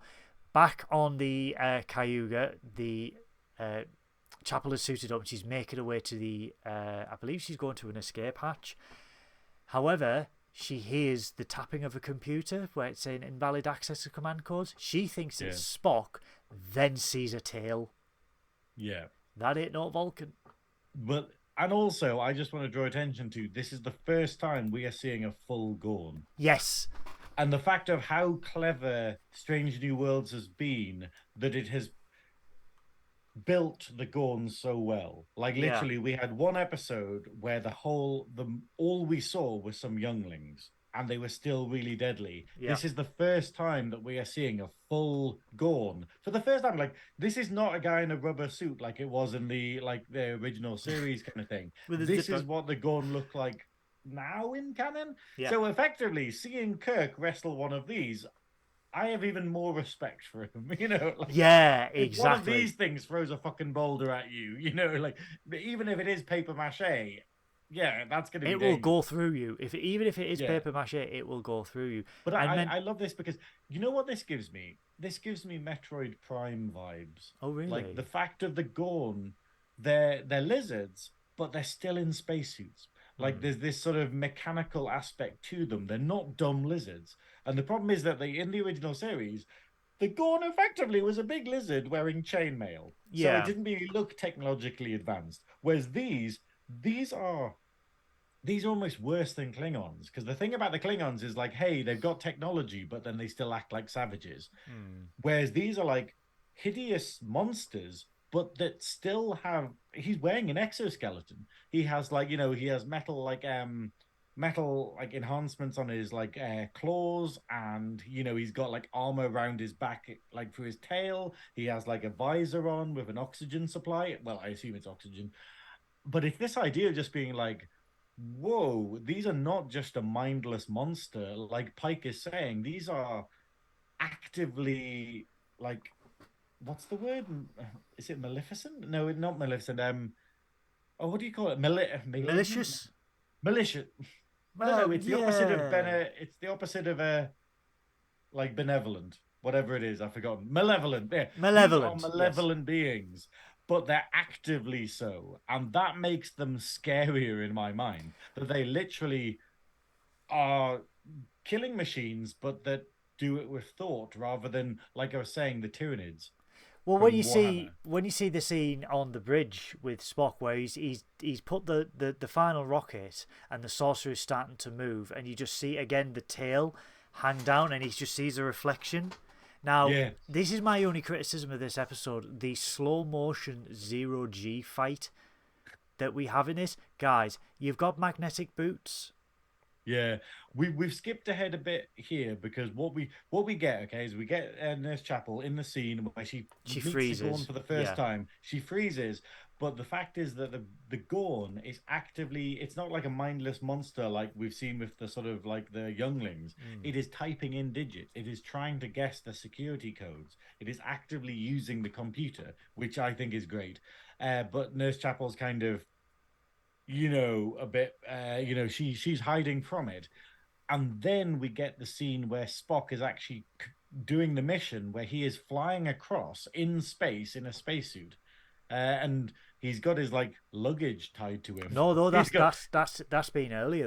The scene after. Oh yeah, but I don't think we covered it, did Oh we? yeah. Well, yeah, because I said it was Into Darkness. I got very Into Darkness Oh vibes right, yeah. with that. Yeah, but the scene after is on the bridge, where the Gorn is essentially trying to strangle Spock, and there's this very slow mo zero G fight because Chapel, who has escaped that previous Gorn, has made it to the bridge.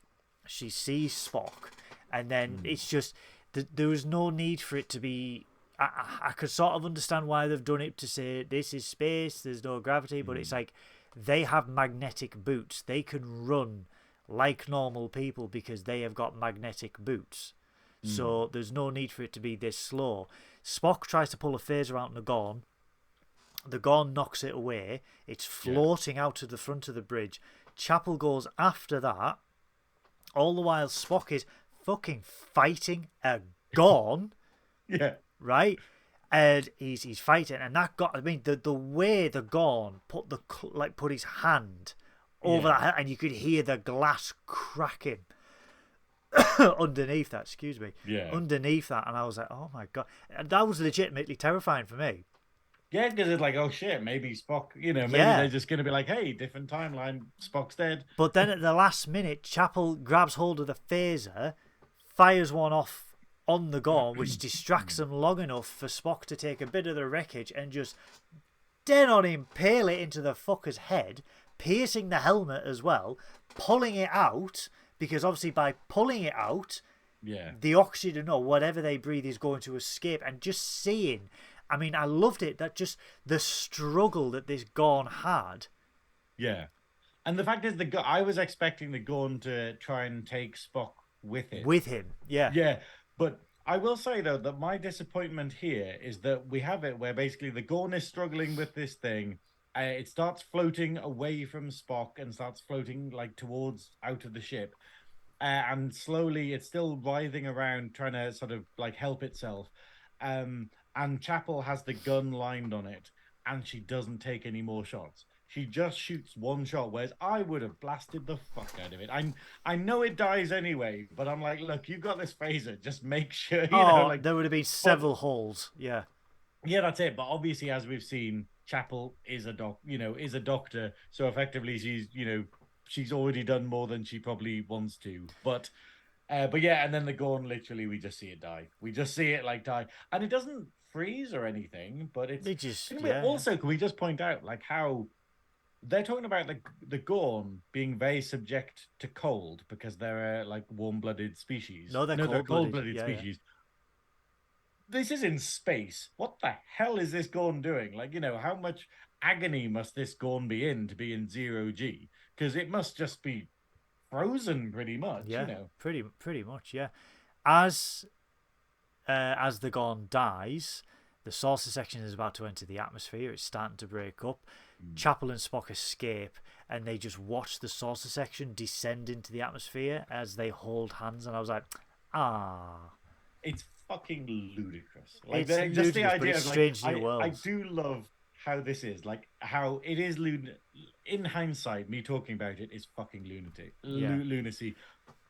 But I love it because they pull it off. Where it's like effectively they just crash a ship into the planet.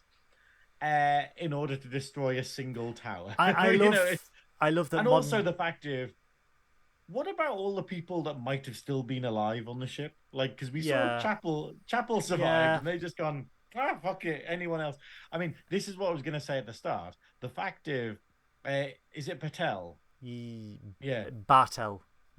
Sorry, I wasn't sure if it was Patel. Marie Bartel. Yeah. But the fact that with Patel, it's the idea of going, oh, we've only ever seen one person from this ship.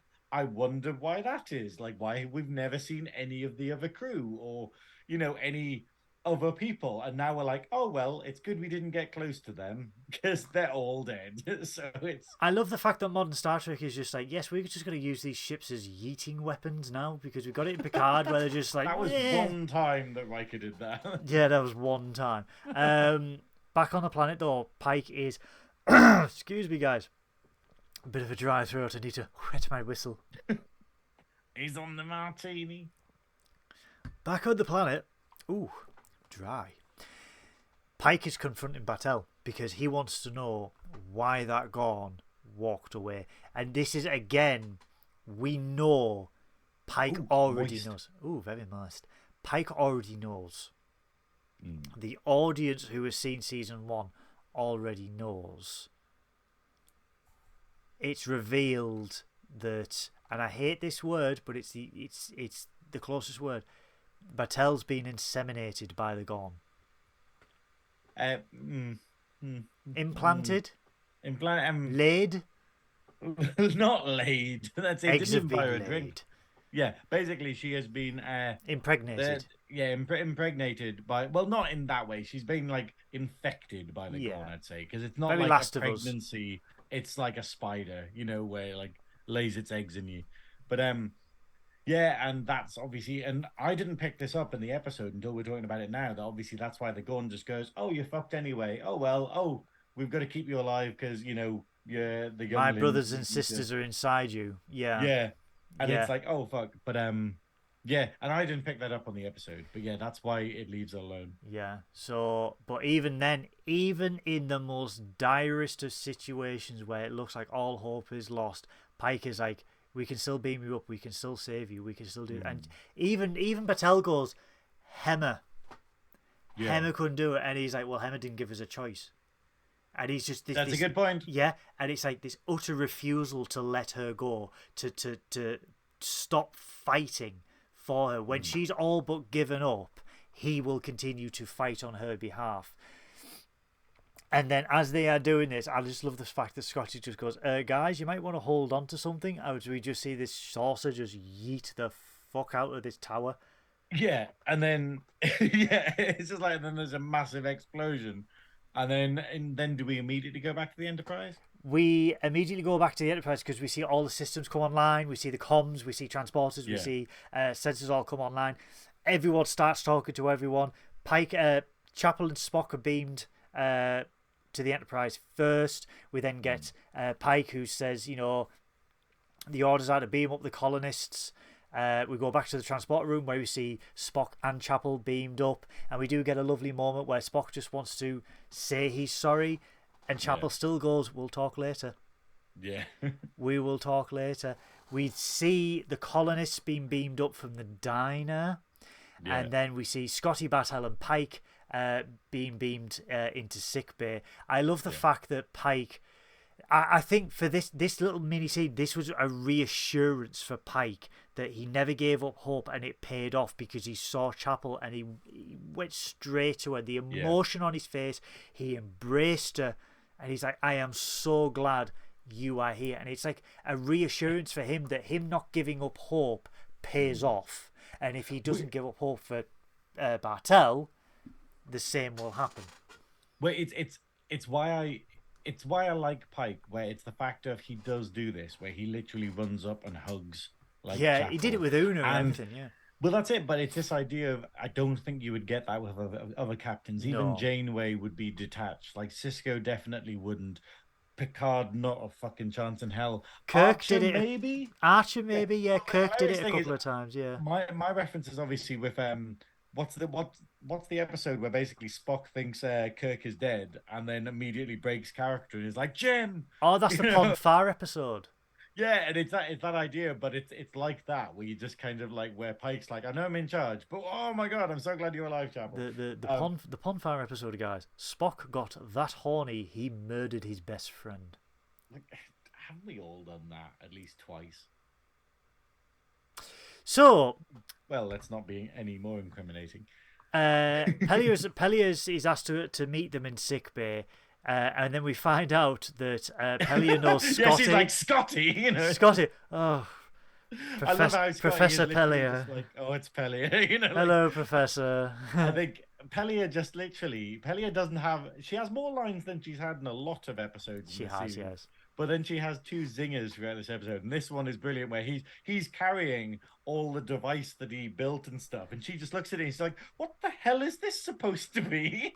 But it's the fact that immediately after not seeing him for years, the first thing she does is, "What is this shit you built?" But it's the fact that like Pike goes, "You know him," and she's like, "One of my best students who received some of the worst grades," and I'm just like, "Damn, has anyone ever got decent grades in your class?" She is fucking She's savage. brutal. But I think it's quite nice to get to, like, I joke about Crusher not being a very good doctor, like, compared to the others. But I think Pelly is one of these people where she's an incredibly good engineer, but kind of a terrible person. Like, as in, she's too much of a perfectionist, because, like, as we see in the first scene we get with her, where Uhura's trying to speak to her, Uhura's kind of, "Hey, we need to find an engineering way to break through this, like, sort of blackout effectively." And Pelly is just doing a normal job. Pelly is just going, "Oh yeah, but I scheduled to check these things today, so that's what I'm doing." And it's like, shouldn't you be doing something related to the actual situation? All the sound of the red alert klaxon going on around you, Yeah, and you're it. just And Pelly doing is diagnostics. Just like, no. I'm going to do the useful diagnostics. And it's very much like, she is great at her job, but the fact is I think being a Lanthanite, she's lost focus on what's important. And I think that's the main thing. Like, she's literally like, she has no ties to anyone. She doesn't really care about living or dying anymore. She's just kind of, let's make sure everything works. Because even her is just like, yeah, we might need that someday.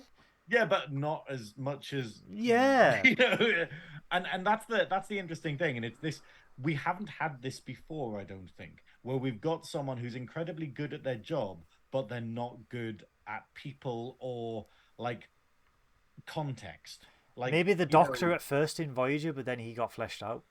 Well, the Doctor was always about the situation. So whenever they came to the Doctor and said, "Hey, here's the problem," he's like, "Oh, okay, we'll fix that." It wasn't like Pellier, who's just basically just going like, "Oh, there's a problem, is there? Oh, well, I have other things to think about right now." Which basically is how she's like. But I absolutely adore her. And like with Ortegas, they need their own full episode. I think she's going to train Scotty. I think she's going to train Scotty in season 3. But towards the end of this episode, more Gorn ships warp in, and with a lot more coming. Pike gets to the bridge. Asks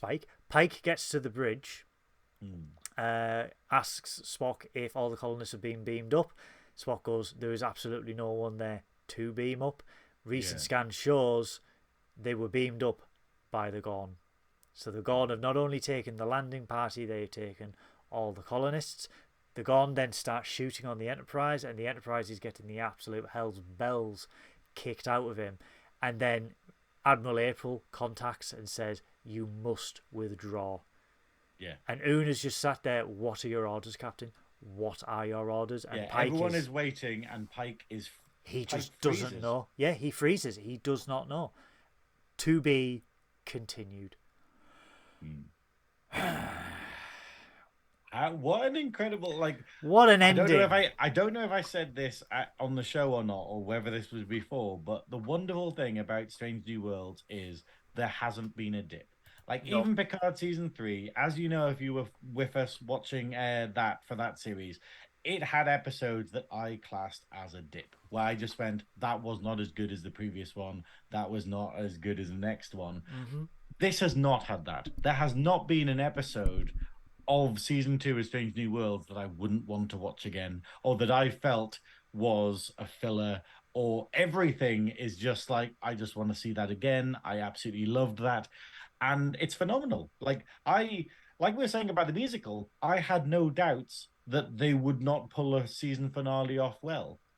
And I absolutely love this. Like, it's the fact of it managed to do the stakes, like, go, hey, okay, higher stakes, and once again it flip-flopped. Like, literally, once again we went serious episode, comedy episode, super serious episode, musical episode, dramatic finale, and it just did it so well. But this is inherently what Star Trek is. It has the ability, the gravitas, the writing to go, this week, say, I mean, look at DS9. this week this is a Ferengi episode. Ha ha ha. Iggy Pop, right? And Yeah, then oh the god, week, that episode. but then the week after, it's like we are going to deal with post-traumatic stress disorder, and we are going to deal with how certain moralities are thrown out the window in order to benefit, in order to justify someone, joining the war and stuff like that. And Strange New Worlds is very like, if you look at it, we had like the opening episode where it was at this planet and they were mining dilithium and it was a gang and it was like, yeah, that's fine. Then we had Ad Astra per Aspera, which was a court episode. We then had Tomorrow, which was a time travel episode, which was phenomenal. And a Lana episode, which is very good. Yeah. We then had what was after that? That was Rigel, wasn't it? Rigel thing. The memory one. The memory one, yeah. We then had episode 5, which for some reason is escaping me at the moment. Hold on, episode yeah. 5. Because we had 5, because 7 was released early due to Comic-Con. But my point being, we have... Oh, yes, going through my notes. T'Pring's parents. Oh, yes. And that was a great episode. Like, it's just a comedy episode. And obviously, I was a bit annoyed at that because it's like, oh, all of the Spock is like basically the comedy. But it's absolutely... And then we had Lost in Translation, which was an Uhura episode where it was a new species, and the Federation was killing this species that latched onto deuterium, L'chaim. Then we had possibly the best episode in 20 years, the Lower Decks crossover. Then we had Under the Cloak of War, which sort of like, you've gone from all the ha-has and just done a massive 180 and pivoted to, like, again, PTSD, how war can never leave someone, the trauma it brings, seeing something that triggers you, to go into a musical episode with Subspace Rhapsody, to then go straight back to the other side again with Hegemony. And you're like, not many shows, not many series can do so many 180s, so many things of the pendulum, and stay true to their characters. Exactly. Like, it's the fact of every single episode in this is essential to the character development of stuff. And I think this is, while we're saying this is a return to good, like not good Trek, but good old Trek, like the, and obviously people, you get people online who are like, oh, it's a bit too Burnham for me. I don't really like it because it's like, whatever. But it's this idea of like, this is the thing where the characters are front and center, but where basically everything, guides a character in a certain way, rather than like some other shows where literally you just have a character who just changes their whole personality one episode in order to facilitate a plot. Not mentioning Babylon 5, but the fact of like all of this is true. Like, literally, they used a musical episode to build Lan's like character in a way that they couldn't outside of anything other than a musical episode. It's absolutely fucking genius. Yeah. They could not have said how Lan was feeling or portray that dilemma that she's in the same way that they couldn't have done it with Spock if they hadn't have had a musical episode. And that's just insane, that not only was it a fun little gimmick, it's actually integral to the character development in the series. It's further developed the show and the characters overall. And it's like, this is not a standalone where you can just skip it. It's like, no, this is, you learn new things about these characters via the mode of song. And it's again, very few shows can pull this off. Buffy did, Supernatural did, and it's like it is a real testament. And when we do the retrospective for Strange New World season 2, we will go more in depth about that. But for now, guys, we have finished season. Ooh, la la la. We have completed Season 2 of Star Trek Strange New Worlds. What a 10 weeks it has been. It hasn't felt like 10 weeks, I will be honest with you. But I have loved each and every minute with it with my lovely co-host, Science Officer Synoiz. Oh, you. Oh, you. Next week, though, this uniform Synoiz. Is there a problem with it? Should we be changing into... Are we going to have to change into something I'm hanging the badge up. See this badge here? Yeah. I hanged up. Oh, the badge is off. The delta's off. I think it's time for a holiday. It's Captain's holiday. I think it's time for a holiday. How do you fancy a week on Riser? Oh, are you going anywhere nice for your holiday? Yes, I'm going to where the fertility symbols are. Oh, have you got what are they called? The little things? The statues. I think they're just I should know this. There we go. I'm in holiday mode now. There we go. It's too early. You've got a week. No, I've packed. Horgans. You're just winging it for a full. It's a Horgan. It's a Ryzen Horgon. Oh, that's it, the Horgan. Yes, so it's a Ryzen. Surely you don't want the Hor to be gone, though. So anyway, next week, guys, we will be reviewing, because the Dabble Wheel. The Dabble Wheel decreed it. It ordered us to review the Next Generation episode Captain's Holiday, where Captain Picard is forced to take a vacation. I would love to know what a vacation is. I've heard rumours about it. I've heard it's quite nice. So I'm going to... I think I want to wear a Hawaiian shirt next week. I don't know about you. I might do the same. Oh, we can have a Hawaiian shirt off, because I've got one that is hideous. Have you? Oh, well, mine aren't hideous. Someone said, was it you or... Someone said, like, a Hawaiian shirt's supposed to be hideous, but you actually make them work. And I was just like, I have found my calling. It's like, it's that mix of being a nerd, but also being the dude. It's like this perfect sort of wonderful synergy there. So, guys, I just remember that my mum went to a rock festival in Ibiza, and I asked her to bring me back the most hideous shirt she could. And she went above and beyond. So we will be seeing that next week. Oh, I can't wait for this, guys. If you are not already, please subscribe to the Nerdy Up North YouTube channel. If you like this video, please click that like button and tap, caress, hold the notification bell. Stroke it like a Horgon. So that you will know each and every time we upload a brand new video to the Nerdy Up North YouTube channel. Want to follow us on all of our socials? Don't worry about it, brother. They're all down there, right in the description below.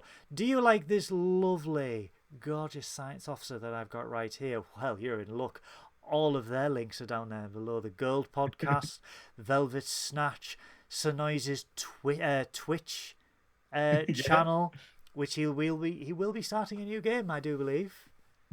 I still haven't decided what it is, but we've now got System Shock Sundays. It is a horror game, though, so if you're young, don't be watching that, because it's all got monsters and stuff in. But we're doing that on Sundays going forward, and considering how bad I am at it, that might be going on for quite a while. Other people have completed the game in a couple of hours. Me?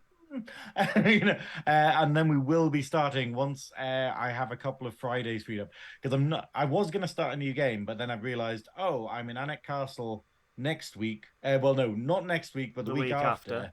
And then after that, I'm at Lindisfarne Festival. So I'm like, maybe we should just not do the stream on Fridays for a couple of weeks until we won't dedicate time to it. We won't be, because I'm in the United States of Them's Americas in September looking for a job. So employ him. Hire me. Look. So yeah, we are yet to decide what we do. Whether we're just gonna have a GIF of Synoiz doing the dance from Insurrection for an hour, we don't know yet. But yeah. So if you liked the intro music, that was our lovely 19.5-foot tall Viking musical god Adam. His links can be found in the description below. You can find me on hang on, let me just check what it's called today. X, formerly known as Twitter, at Goodwill None. If you like to hear me rant about Star Trek all the time, please do. We've got a lovely Trek family going on over there. If you like this podcast, you will also love Trek Culture, Shuttlepod, Clone Star, Spectrum Sanctorum, and many others in the description below. They are all of our friends. Support them. They support us. We are one big Trek family. We all want to grow together. And don't forget to sign the petition to save Star Trek Prodigy. But for now, guys, I think that's it. Do you have anything to add, Science Officer? I don't know, but I think maybe after this is when I'm on off the shelf for Spectrum Sanctorum. I think it might be when this goes live, but you will be able to watch back on it if you're not there for the actual live stream of it. I think I've totally forgotten because I had COVID and everything went crazy, but it's pre-recorded. Spoilers. It's a bit like this. It's pre-recorded, but I think it might go out tomorrow. If not, we'll put the link in the description below and I'll mention it in the next episode that we do. But you will be able to watch me show off my Warhammer collection. Oh, wow. Online, which is good. That's going to be a good episode, guys. Be sure to follow Spectrum Sanctorum. It's stupid. It's very stupid because I was very tired when we recorded it. Well, speaking of very tired, guys, it is 11:32 p.m. at night at the time of us recording this. This has been Trekking Up North reviews Star Trek Strange New Worlds. You're a Gorn. I'm tired. We are going to go back to the Adequate. We're going to go to bed. We're going to have a nightcap. Go to bed. In separate beds. I just want to point that out for anyone listening to this audio. Separate I mean, bunks. you know, it's a pretty fetching Hawaiian shirt, but it can take a couple more martinis. Oh, yeah. Hang on, you barely dented that bottle. Like I would have. Who said this was the first bottle? Oh God. God. Right, guys. We will see you all next week as we review Captain's Holiday, the episode from Star Trek The Next Generation. Until then, stay safe, look after each other, live long and prosper, and we will see you next week.